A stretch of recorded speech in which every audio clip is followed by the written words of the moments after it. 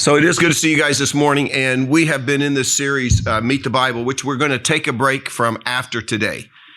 We got up through Ruth, and so the next books we get into, I call them the double books. You got 1st and 2nd Samuel, 1st and 2nd Kings, 1st and 2nd Chronicles. So this is a good place to take a break and do something different. Next week, I am going to begin a series. I don't know how you'll enjoy it. I think it's been one of the most interesting series I've ever studied in my life. But I was reading one day through 2 Timothy, and it talked about the fact that one of the signs of the last days is there will be more basic demonic activity in our culture. And so I started doing a little research, and the very first thing I picked up was a Time magazine article a few months ago that said, Satan is red hot in America. And it talked about the rise of the occult, of witchcraft, of Satanism. There are now more professed witches in America than Presbyterians. Millennials are just absolutely embracing the whole occult, the witchcraft, all that goes with it. I just saw something this week about our beloved Taylor Swift, how she seems to be dabbling in that a bit. And it's just amazing how it's very tempting. So we're going to talk about, is this really a sign of the end of days? In other words, when I say the end of days, we're talking about a period of time before we enter into that 7 years of tribulation. Is it possible we're in that time? And if it's true, what do we need to know about the whole area of spiritual warfare? And we're going to really get into this starting next week. And so I'm excited about the topic. And again, I always encourage people that Jesus said the truth will set you free. So this is not, as Christians, something we need to be fearful of, but we do need be knowledgeable of it, because one of the things it says is Satan would love to outwit us. We're going to look at it next week. He would love to convince us this isn't even a real issue. And it's one of the things that he does. And by the way, the number one target Satan has for all of us is our minds. Paul said, if he can just get you away from the simple things of Christ, he's done his job. He doesn't need to make your head spin around and make you levitate, okay? If he can just get you away from simply focusing on who Jesus Christ is, he's been successful. So we're going to kick off that series next week. But this week, we're looking at the book of Ruth, great love story. By the way, this may absolutely shock you, but I am not a big fan of romance movies and love stories. I think they're silly. I think they're kind of cheesy. They're always predictable. I mean, you can tell within 5 minutes of the movie starting exactly where it's going to go. In fact, Shannon wanted to watch something one day, and I said, I can tell you where this movie is going to go.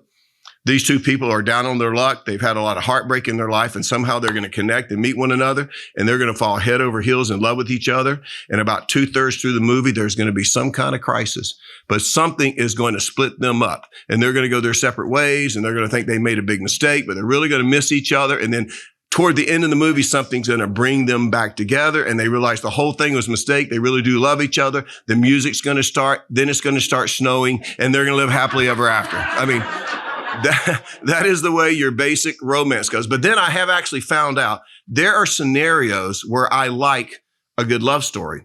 And typically those love stories, they're more like dramas. And they're in times of darkness and depression and just really, really tough times. I'll give you an example. Have you ever seen the movie Cinderella Man? It's a great movie. It's got Russell Crowe in it. It's got Renee Zellweger. And they're a married couple with children. It takes place during the Depression. And it is just a bleak, depressed time in our culture. But during that, he's kind of a washed up boxer. And he comes out of retirement, he goes back into the ring, and he ends up being a champion. But the whole point was to be able to take care of his family. It's one of those great, great stories. And I love stories like that. It's kind of the same way when you get to the story of Ruth.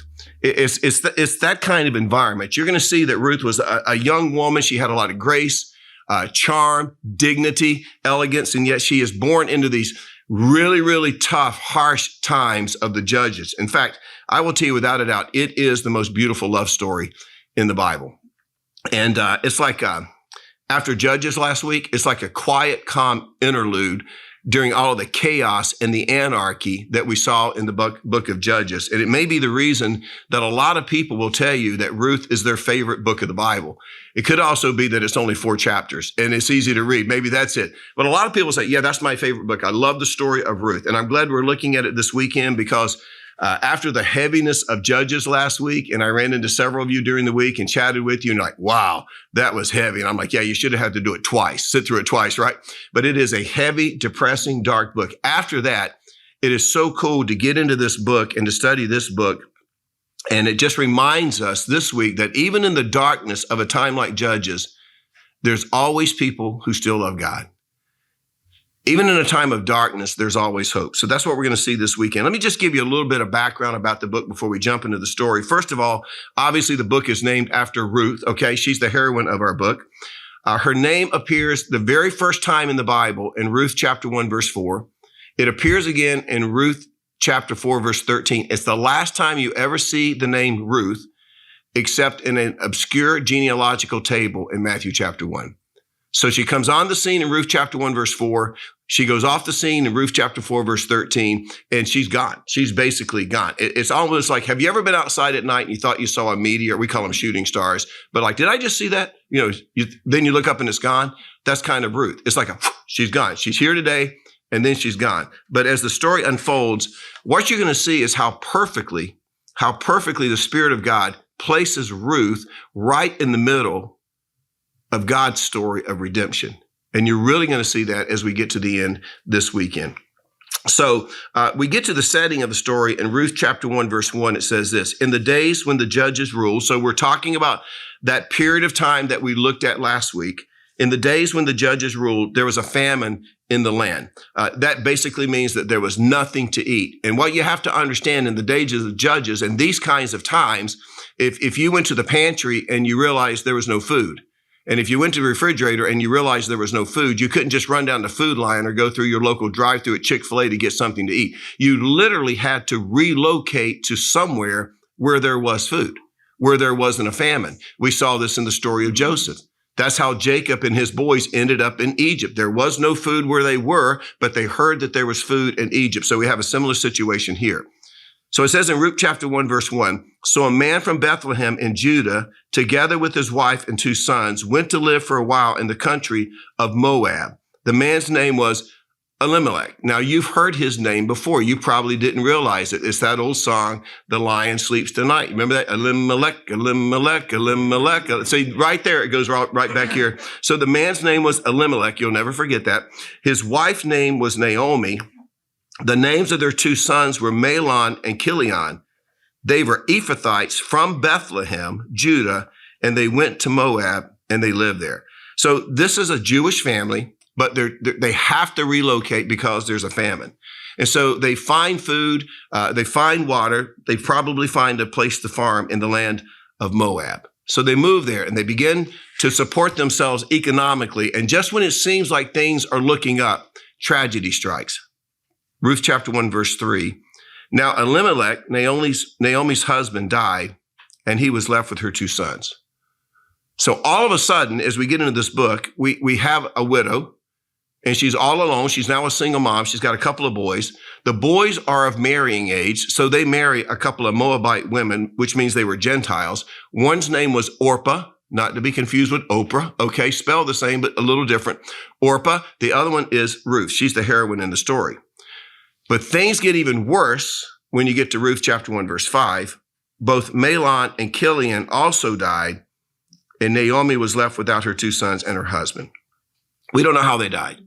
Maybe it was a common death that took both of them at the same time. Maybe they died relatively close to one another. But all of a sudden, Naomi finds herself, not only is she a widow, but now she's without her boys. I mean, it is just a sad, sad, pathetic situation.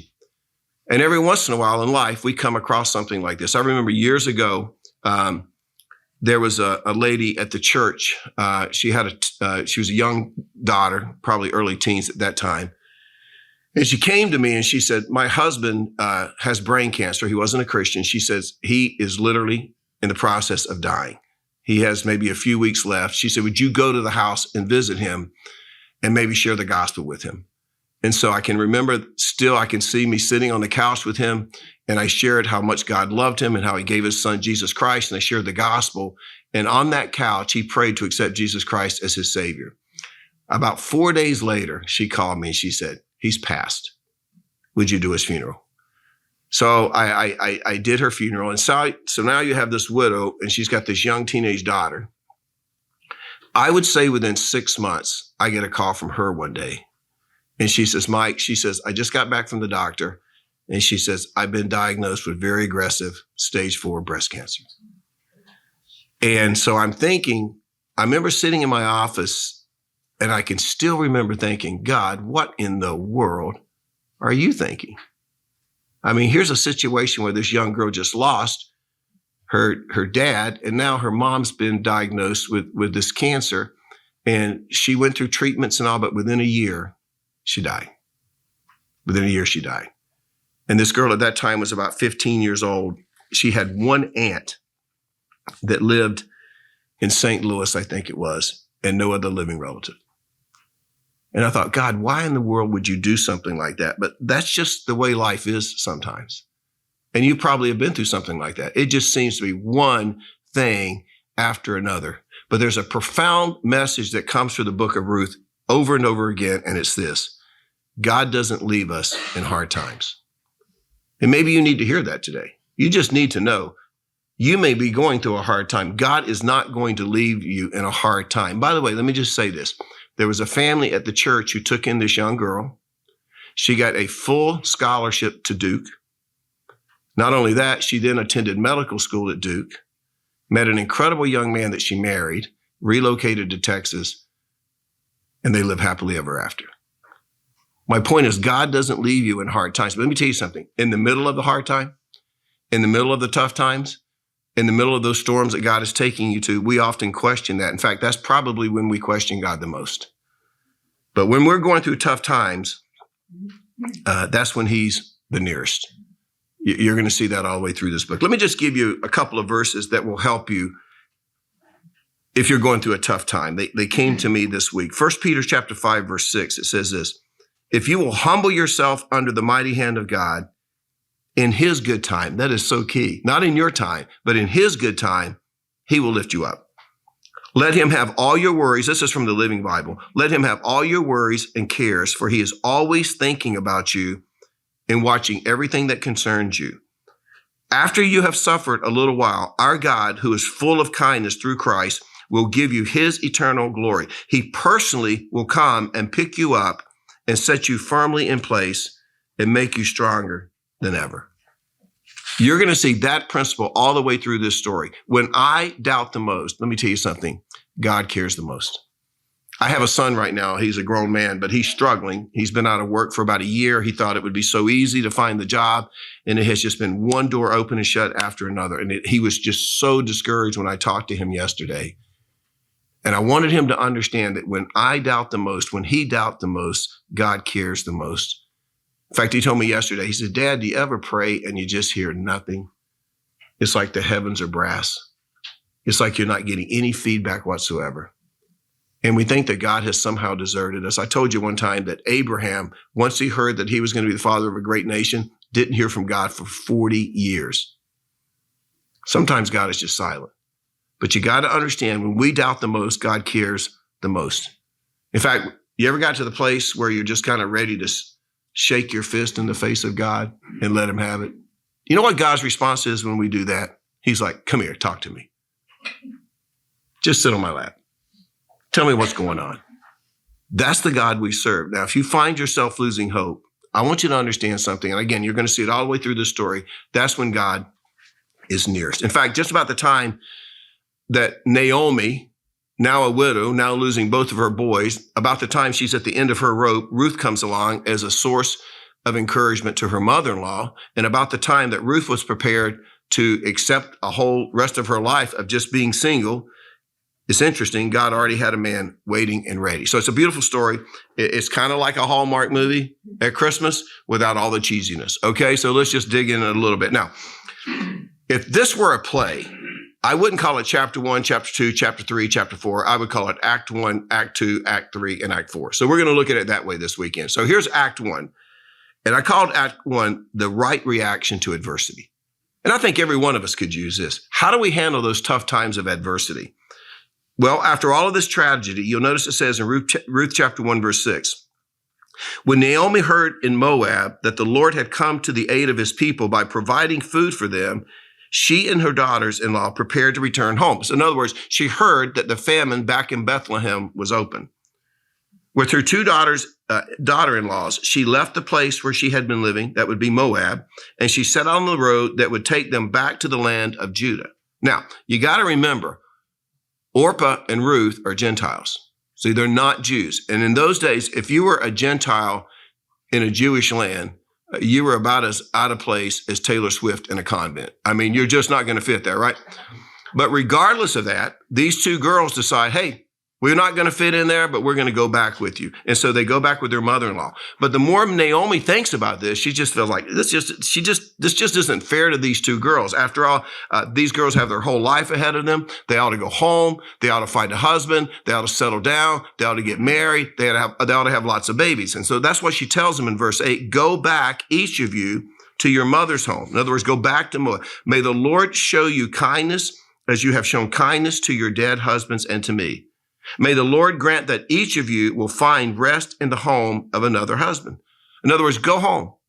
You don't owe me anything. Just get married, start a family. By the way, how is that for unselfish love? Here's a woman that's lost her husband. She's lost both of her boys. And now she tells her daughter-in-laws, just go. I'll be okay. But the girls, they put up a fight. They're not comfortable with the whole idea of just abandoning Naomi, but Naomi keeps up insisting, go home, get on with your life. Finally, Orpah decides, you know what? I should go. And we don't think negatively of Orpah. This is what was right for her, but not Ruth. In fact, it says in chapter 1, verse 14, at this they wept aloud again. Then Orpah kissed her mother-in-law goodbye, but Ruth clung to her. And I want you to see the level of commitment that Ruth had for Naomi, her mother-in-law. Chapter 1, verse 16, she said, don't urge me to leave you or to turn back from you. Where you go, I will go. Where you stay, I will stay. Your people will be my people and your God, my God. Where you die, I will die, and there I will be buried. May the Lord deal with me, be it ever so severely, if even death separates you and me. So she's like, I'm not going anywhere. So Naomi, with Ruth in tow, they leave Moab and they go back to Bethlehem. And the curtain drops on Act 1 when you get to chapter 1, verse 22. It says, so Naomi returned from Moab, accompanied by Ruth, the Moabite, her daughter-in-law, arriving in Bethlehem as the barley harvest was beginning. Now you come to Act 2, chapter 2, which I called the right response to loneliness. I think this is so pertinent because there's a lot of us in this room who have been single, that are single, who have been in times of loneliness. I was telling my son yesterday, I know what it's like to be in a one-bedroom apartment and not want to leave it, to be so depressed that you didn't eat, you didn't sleep, you didn't want to be around anybody because everybody wanted to ask you how it was going, and you got tired of telling everybody how it was going. And so you just shut everything down. So what is the right response to loneliness? Now, remember, they're back in Bethlehem. They're back in Judah. Ruth doesn't know anybody. I mean, she has no friends. She is a Gentile in a Jewish world. And you just can imagine that she is surrounded by all of these probably paralyzing feelings of just loneliness. And since she has nothing to do, she decides, I need to find something to do just to be healthy. And so she decides she's going to try her hand at farming. So you get to chapter 2, verse 2, and it says, Ruth the Moabite said to Naomi, let me go to the fields and pick up the leftover grain behind anyone whose eyes I find favor. So this idea of picking up the leftover grain, it's known as gleaning. So once the harvesters would go through, someone would then come behind and pick up anything that was left over that they missed. So she's going to go and she's going to glean in the field. Now, she has no idea where she's going to go, but she thinks, hey, it's harvest time. Maybe I can pick up with a crew somewhere. So I just take it, heads down the road, walking down the road. Eventually, she comes across a field. She sees a row where people have been harvested already. She just gets out and she just goes to work. She doesn't ask anybody. She just goes to work. And so it says in Ruth chapter 2, verse 3, she went out, entered a field, and began to glean behind the harvesters. As it turned out, she was working in a field belonging to Boaz, who was from the clan of who? Elimelech, right? So Naomi's husband. By the way, I think that finding a husband was the last thing on Ruth's mind. I don't think that's what she was looking. But listen, often that's the way it happens, by the way. Often that's just how God operates, right? I think she just wants to stay busy. I think she's got a lot of grief in her life, a lot of troubles. She just wants to get her mind off of her troubles. And it just so happens. Isn't it funny how God makes that happen? It just so happens that she chooses a field owned by a man named Boaz, who just so happens to be single. And so you get to chapter 2, verse 4, and it says, just then Boaz arrived from Bethlehem and greeted the harvesters. The Lord be with you. The Lord bless you, they answered. Boaz asked the overseers of his harvesters, who does that young woman belong to? So he's just looking over the field, and while Ruth is out there gleaning, Boaz he's leaning. He's like, who in the world is that, right? But I think what he really wants to know is she available? Who is she, and is she available? And he hears this beautiful answer in chapter 2, verse 6. The overseer replied, she is the Moabite who came back from Moab with Naomi. She said, please let me glean and gather among the sheaves behind the harvesters. She came into the field and has remained here morning till now, except for a short rest in the shelter. So Boaz works his way casually over to Ruth, probably thinking, well, how is he going to say? What's he going to say? Maybe thinking through some of his pickup lines, And he finally gets up to Ruth and he finally says, hey, what's your name? Or should I call you mine? Something like that. I don't know what he used, right? But somehow he breaks the ice. He gets into this conversation with Ruth. And the first thing he says, listen, don't go work anywhere else. You're in the right place. We need some good gleaners. So don't look for work anywhere else. But then I also love what he adds in chapter 2, verse 9. I have told the men not to lay a hand on you. And whenever you are thirsty, go and get a drink from the water jars the men have filled. And then it says in verse 10, at this, she bowed down with her face to the ground. She asked him, why have I found such favor in your eyes that you notice me a foreigner? Boaz replied, I've been told all about what you have done for your mother-in-law since the death of her husband, how you left your father and mother and your homeland and came to live with a people you did not know before. In other words, Boaz is saying, I've heard what's going on. I've heard who you are, and I'm impressed. By the way, you know what that tells me? It tells me that when you're a person of God, as you're going to see in this story, Boaz is, character matters. Character matters. And Boaz has heard about Ruth, and he's impressed with her character. Now, let's fast forward a little bit. Later that evening, Ruth is back home with Naomi. They're having dinner together. And my guess is Naomi, as they're eating, said, Ruth, tell me, how was your day? How did it go? And Ruth said, well, it was kind of really cool. I worked for a guy. What was his name? Kind of a strange name. Was it Bozo, Bo Diddley, Bojangle? Was it Boaz? Guy's name's Boaz. Now, understand, Ruth doesn't know who Boaz is from a lizard. She doesn't know anything. But the minute that Naomi hears Boaz, she like chokes on her KFC and she's like, Boaz, right? He's one of our kinsman redeemer. Look what it says, chapter 2, verse 20. That man is our close relative. He is one of our guardian redeemers, sometimes called a kinsman redeemer, sometimes referred to as a family redeemer. He is our guardian redeemer. Now, you can't appreciate that unless you understand the law of the guardian redeemer or the kinsman redeemer, the family redeemer. In the days of the Jews, there was a law established to help widows who were without assistance. In other words, they could not make it on their own. And they came up with the idea of the guardian redeemer, and it was a close living relative. They had several responsibilities. First of all, he was supposed to avenge any violence that was done against the late husband. In other words, if someone took him out, if someone killed him, whatever, he was to avenge that. Second, he was to help step in and help manage the estate that was left. And then third, if it worked out, if it was possible, if he was interested, he could actually marry the widow. That's the law of the guardian redeemer. Now, Naomi knows this. And so Naomi's like, Boaz, whoa, he's our guardian redeemer. And I'm sure at this point, Naomi explains all this stuff to Ruth, and then the curtain falls on Act 2. Cool. Act 3, things start to come together. I called Act 3 the right response to companionship.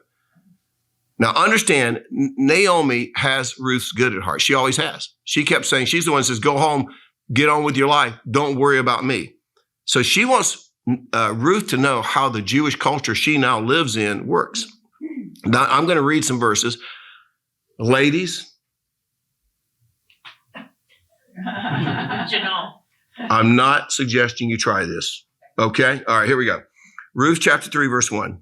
One day, Ruth's mother-in-law, Naomi, said to her, my daughter, I must find a home for you where you will be provided for. So she's a little bit of a matchmaker going on here, right? Now, Boaz, with whose women you have worked, is a relative of ours. Tonight he will be winnowing, and that's where you would separate the chaff from the grain.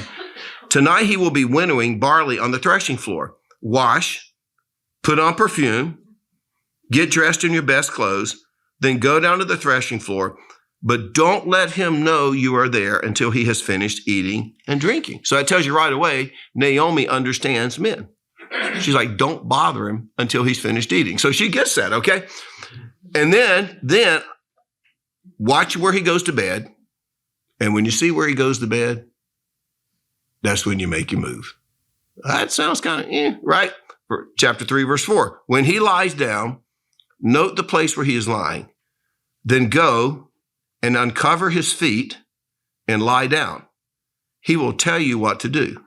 Ruth's response was, I will do whatever you say. Now, I don't write this stuff. I just teach it. But it sounds to me like Naomi is setting Ruth up, right? She's going to punk her. There's some cameras hidden somewhere, right? She's going to put, but again, I understand that I did a little research. This is actually still practiced in some Arab cultures. It's the practice, if you were a lady, of getting next to someone that you're interested in, placing a part of his garment over a portion of your body.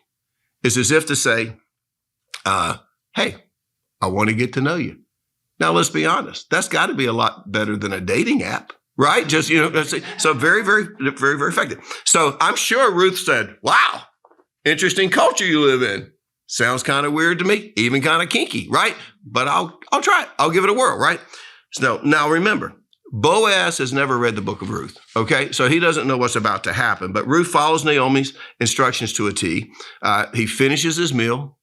He calls it a day, probably takes a shower, brushes his teeth, washes his face, puts on, whatever the face products he uses. I know, I see him back there somewhere.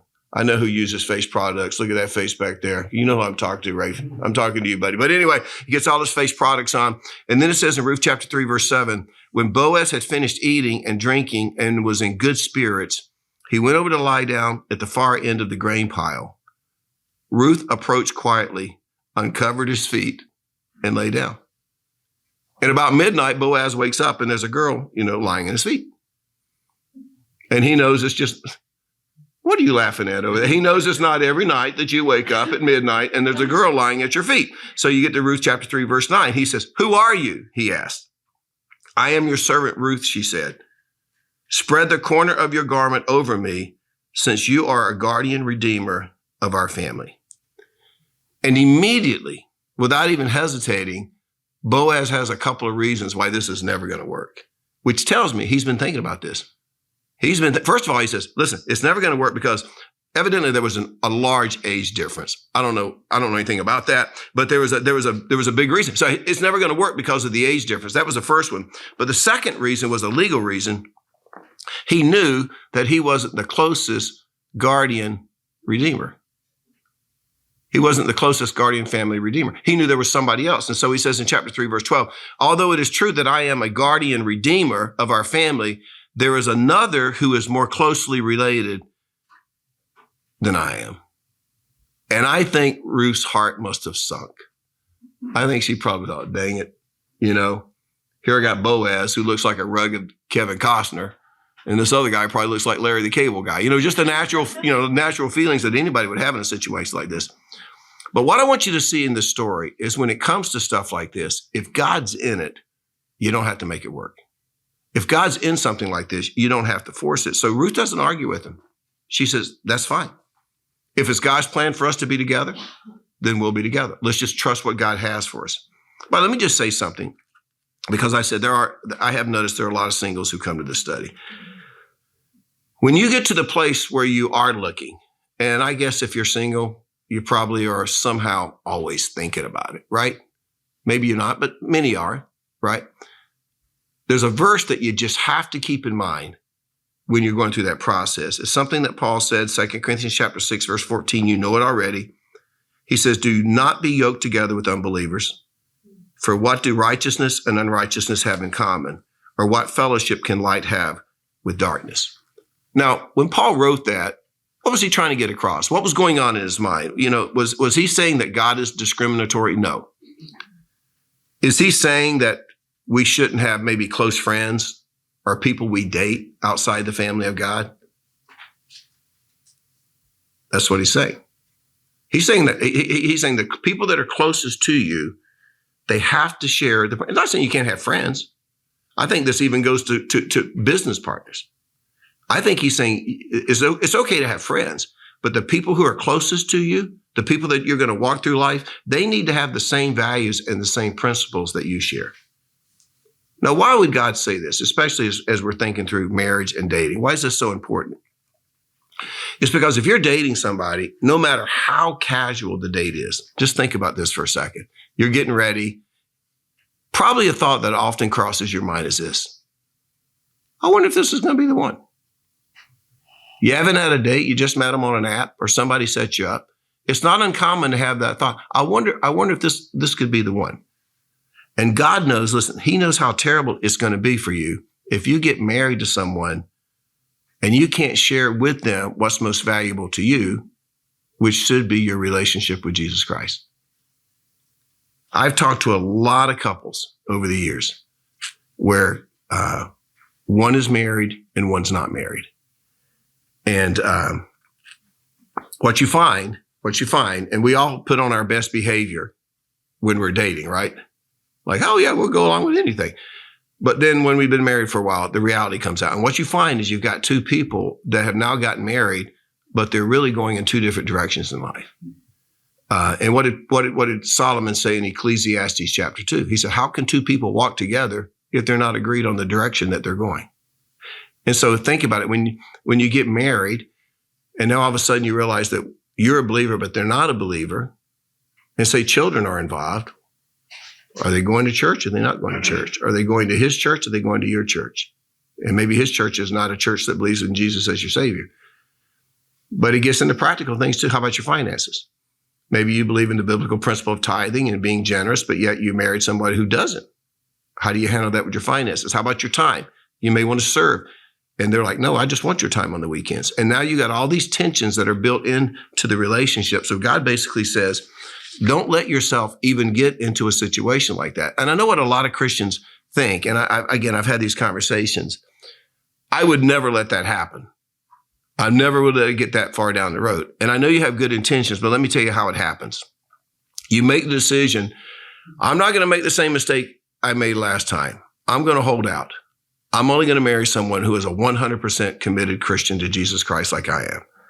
But if you're not careful, the longer you're single, you'll begin to soften a little bit. Maybe even shift and change a little bit. You'll become a little less discriminating. For example, originally it was they had to be a Christian. But after a while, when you get to know somebody and they're nice, you're like, you know what? He's not a Christian, but he's a good person. In fact, he's actually a better Christian, not being a Christian, than most Christians. And I've met people like that. I actually was sharing the gospel with someone one day, and he said he was an atheist. And he said, man, the reason I'm hesitant to become a Christian is there's so much I would have to change. I'm like, you're already a better Christian than most Christians, and you're not even a Christian yet, right? And so you kind of get to that point, you justify it a little bit. And, then after a while, well, you know what? At least he's reliable. I can count on him. And you know what? He loves me. He loves me. I know that about him. And then he's got a pulse. You kind of get right down to he's got a pulse. So let me just tell you, here's one of the greatest lies ever. The greatest lie ever is, I can change him. I'll change her. I have never heard this. I fixed her. I've never heard this. You know what? We had a lot of problems when we first got married, but I fixed him. I have never, ever heard that story. And you'll never hear that story. So the best thing you can do is like Ruth did, don't force it. If God's in it, God's in it. Let it play out. But you know what? Even when you date someone, the first thing you want to know is, where are we spiritually? Because you know what? Odds are you're not going to win. Now, I will tell you, there are exceptions. My mom, married my dad, and he wasn't a believer. My mom was a junior in high school. My dad was leaving, getting shipped out to Germany. And they actually, this is so cool. I learned about this at my parents' 50th anniversary. My mom, who is a saint, forged my grandfather's signature so that they could get married in a minister's office. And my dad shipped out the next day for Germany. And she didn't tell her parents. She just went back home, went back to high school like nothing had happened. She didn't tell them she was married, right? And you know what? He came home, and he wasn't a believer, but he went to church with her. And I've never seen my dad cry. And she said, I've never seen my dad cry but once. And that was the night at church when he accepted Jesus Christ as his Savior. So it does happen. But I will tell you right now, that's a rare story. That's a rare story. So I would just encourage you, don't even get yourself into a situation where later on you're going to look back and like, how did I get here? And now how do I get out of it? Because you're not walking together because you're not agreed. So we learned from Ruth the right reaction to the possibility of companionship. And then you get to Act 4. It's the right response to marriage. So here we got Ruth. She's just waiting patiently while Boaz has to now go and hunt down this closest relative. He wants to find out if this guy's really the appropriate guardian redeemer. You kind of get the feeling that if Boaz finds out he is and he's interested in Ruth, that Boaz will back out, that he wants to do the right thing. I think he wanted God to be honored at every stage, and I don't think that's idealism. So he finds this relative and he says, are you the one? Are you this guy? Are you the closest redeemer? And this guy said, yes, I am. And Boaz says, are you interested? Are you available to step into this widow's life? And so it says in Ruth chapter 4, verse 6, at this, the guardian redeemer said, I cannot redeem it because I might endanger my own estate. You redeem it yourself. I cannot do it. And I cannot imagine how Boaz must have felt at this moment. And then it says in Ruth chapter 4, verse 13, Boaz took Ruth and she became his wife. When he made love to her, the Lord enabled her to conceive, and she gave birth to a son. His son's name was Obed. Obed grew up, became a father, gave birth to a son named David, and from David's descendants came what? The Messiah. And just to put the cherry on top of the whole thing, and guess who Boaz's mother was? Rahab the harlot. You cannot make this stuff up. And that's why we have a Gentile, Ruth, and another Gentile, Rahab the harlot, in the genealogy of Jesus. Because out of all of this chaos of the judges, God said, let me just put a little story here to remind you who's still in charge. How cool is this book? How cool is this story? All right, we're going to dig into this new series next week, and come with your thinking caps on. And we're going to learn a lot of things over the next few weeks. And I'll show you right off the bat several instances next week of people in the Bible who were impacted by demons. And these are people like Daniel and Paul and Job. And so understand, we're talking about something that's real. So we're going to cover some of these things. We're going to talk about, can you be influenced by a demon as a Christian? Can you be possessed by a demon as a Christian? We're going to talk about so many things that you might dabble with in culture you may not realize, but it's probably a gateway for Satan to have influence in your life. And it could be things like you read. It could be things like you watch. It could be games that you play.